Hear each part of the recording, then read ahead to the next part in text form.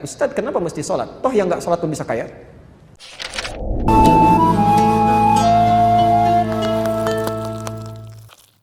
Setiap manusia telah Allah tetapkan rizkinya. Apa yang dimaksud dengan rizki yang mencari-cari kita tadi? Fadlullah.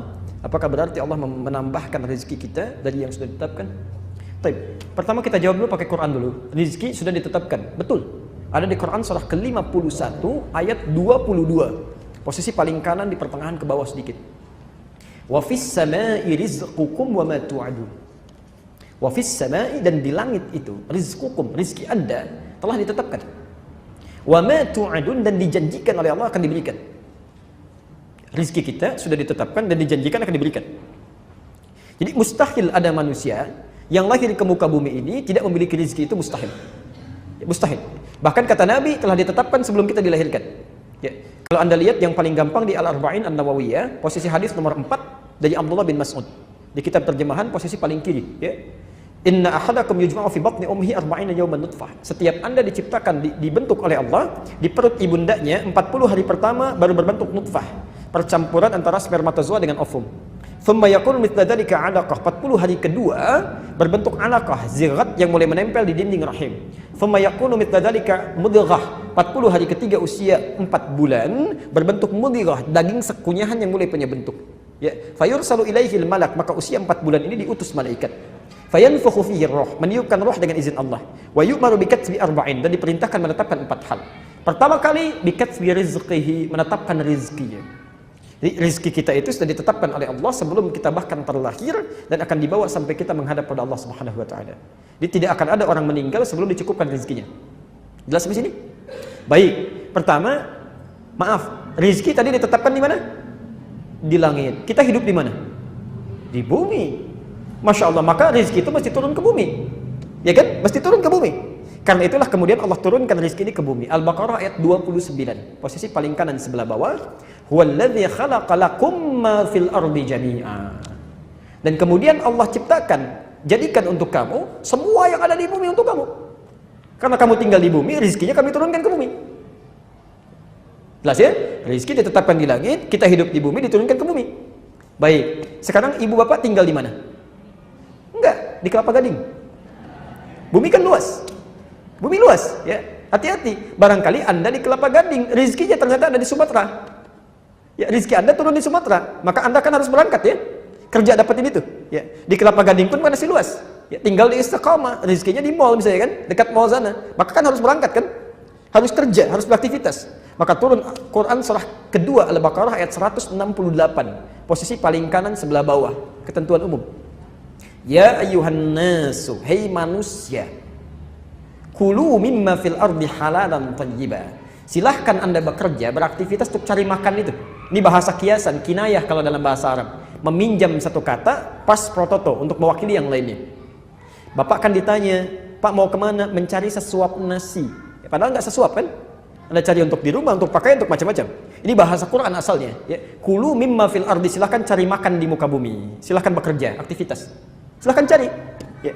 Jadi pertama, rizki itu menuntut pencarian. Dan itu ditetapkan oleh Allah kepada seluruh manusia. Hukum Allah berlaku di bumi. Sunnatullahi fil kaun. Jadi maaf. Rizki itu pertama terkait dengan ikhtiar kita. Jadi kalau ada orang misalnya, mohon maaf ya, ada orang walaupun sesoleh apapun tidak mau berikhtiar, nggak akan turun juga. Dia harus cari. Ya. Dan tidak ada hubungan dengan iman. Kaya tidak ada korelasi dengan iman. Misal, mohon maaf, kenapa ya saya sholat, tapi kok orang itu nggak sholat dia kaya? Ada kata-kata itu, Pak.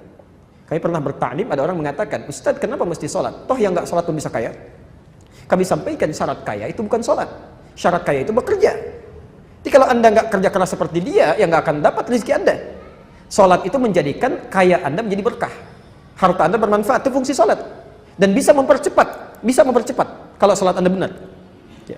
Jadi hukum yang pertama, rezeki di langit, diturunkan ke bumi, kita harus cari. Nah, itu yang disebut dengan adlullah, keadilan Allah di muka bumi. Tapi kita bertanya, ya Allah, kita kerja, dia kerja, kita sholat, dia enggak. Masa sama? Apakah ada perbedaan? Ada. Allah akan percepat dia mendapatkan tanpa harus lelah mencarinya. Maka dipindahkan ayat untuk orang beriman. Dia kerja, dia beriman juga. Quran surah kedua di surah yang sama, Al-Baqarah ayat 172, pindah ke kiri di pertengahan. Paling atas, lihat ayatnya. Kita mau berakhir di sini, sebentar lagi ada masuk asar ya. Ya ayyuhalladzina amanu, hei orang-orang yang beriman. Perhatikan, ayat yang pertama kan ya ayyuhan nas ya. Kalau manusia itu, maaf, mencakup orang beriman saja atau umum? Umum, mencakup non-muslim juga. Artinya kalau non-muslim pun bekerja, dia mendapat rezeki. Tapi ayat ini, ya ayyuhalladzina amanu, hei orang-orang yang beriman. Kalau beriman itu orang Islam saja atau non-muslim juga? Islam saja. Ya ayyuhalladzina amanu, kulu min thayyibati ma razaqnakum. Silahkan dapatkan rezeki yang telah kami sediakan. Bukan kita yang capek mencari, tapi Allah yang sediakan. Tapi yang menarik, perhatikan. Ketika Allah meminta mencari rezeki bagi orang-orang umumnya, manusia umumnya, kalimat halal dan thayyibnya muncul. Halalan thayyiban. Tapi ketika meminta pada orang beriman, kalimat halalnya dibuang.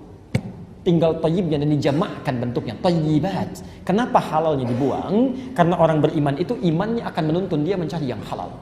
Jadi kalau ada orang beriman mencari yang haram, itu tandanya ada yang salah dalam iman. Ada yang salah dalam iman. Dan kalau Anda selalu mencari yang halal, sekalipun sedikit, maka Allah akan tambahkan berkah di dalamnya, menjadi banyak. Lihat, kalimat tadi halalan thayyibah, halal, thayyib, thayyibnya tunggal. Nanti kita bahas dengan rinci saat masuk ayat ini. Thayyiban itu bentuknya mufrad. Mufrad itu tunggal, satu. Jadi kalau orang-orang tidak beriman, mendapatkan rezeki sebanyak apapun, kelihatannya sedikit. Satu aja kecil, kecil. Ya, 1 miliar kecil aja. 10 miliar sedikit aja. Makanya dibuat capek, kerja lagi, dapat, tapi kelihatan seperti kecil, nggak ada kenikmatan. Tapi orang beriman, thayyibat, dijamakkan bentuknya oleh Allah ingin memberikan pesan. Kalaupun kamu dapat kelihatan sedikit, tapi kami berikan berkah di dalamnya. Masya Allah. Diberikan 500 ribu, sebulan gak habis-habis. Mau makan, temannya traktir. Pengen buah dari desa kirim. Masya Allah. 500 ribu gak habis-habis. Orang 50 juta 3 hari habis. Masya Allah. Apa yang salah? Gak ada keberkahan. Bapak pilih mana? 500 ribu berkah, 50 juta tidak berkah. Jangan katakan 50 juta berkah. Itu gak mudah deh. Tayyib. Jadi, nah, ada lagi yang hebat yang ketiga, saya tutup Quran surah ke-7 ayat 96.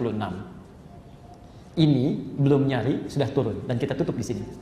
Belum nyari sudah turun. Kalau yang tadi kan masih nyari ya? Nyari dimudahkan, yang ini tidak. Belum nyari Allah sudah dekatkan. Siapa dia? Walau anna ahlal qura amanu wattaqau lafatahna 'alaihim barakatin minas sama'i wal ardh. Tadi rezeki ada di mana? Langit. Nyari di mana? Di bumi. Sekarang perhatikan. Walau anna ahlal qura, kalaulah satu penduduk kota, satu penduduk negeri, jangankan satu orang, sependuduknya, dia beriman kepada Allah, dia tingkatkan takwanya. Dia kerja, dia sholat juga, dia kerjakan sunnahnya, dia puasa sunnah, masya Allah. La fatahna alaihim, kami akan buka untuk orang ini barakatin, pintu keberkahan rizki, masya Allah, minas sama'i wal ard, langit dan bumi. Barakatin minas sama'i wal ard, di langit, di bumi dibuka. Ya, kalau rizki ada di langit, cara kerjanya di bumi, pintunya dibuka dua-duanya, di mana lagi yang susah? Itu yang disebut dengan fadlullah, keutamaan yang Allah berikan. Jadi kalau pengen silahkan tunggangi ayat-ayatnya, praktekkan dalam kehidupan, dan semoga Allah memudahkan kehidupan kita semua. Dan tidak cukup dengan amin, harus dipelajari dulu, praktekkan dulu, baru kemudahan itu akan didapatkan.